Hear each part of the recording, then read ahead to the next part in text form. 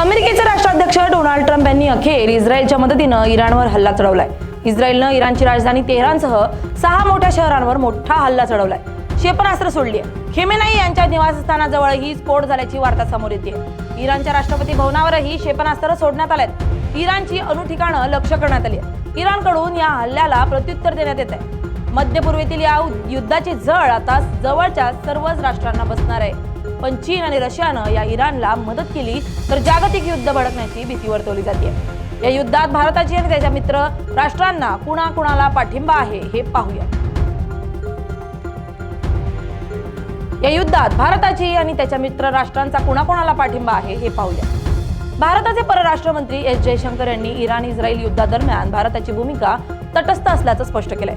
दोन्ही देशांबाबत काही सांगणं सध्या कठीण आहे। या पट्ट्यात रशिया, सौदी अरब, अमेरिका, फ्रान्स आणि कतार हे भारताचे पक्के दोस्त मानले जातात।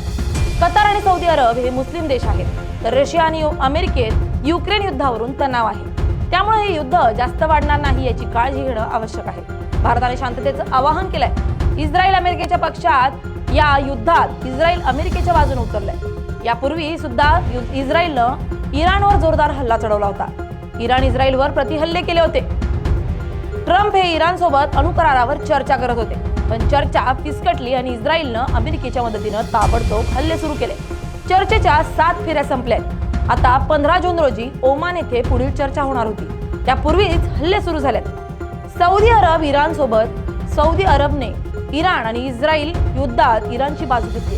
सौदीने इस्रायलला शांतता धोरणाचं आवाहन केलं होतं। आता युद्ध पुन्हा भडकल्यानंतर सौदी अरब अमेरिकेच्या बाजूने उभं राहतं की इराणच्या बाजूने हे लवकरच समोर येईल। सौदीनं दोन्ही देशांना शांतता ठेवण्याचं आवाहन केलंय। रशियाची भूमिका महत्त्वाची। रशियाची भूमिका ही शांततेच्या बाजूने आहे। पुतीन यांनी मध्य पूर्वेत शांतता धोरण ठेवण्याचं आवाहन यापूर्वी सुद्धा केलं होतं, पण युक्रेन युद्धावरून आणि विविध प्रतिबंधांमुळे रशिया आणि अमेरिकेत तणाव वाढलाय।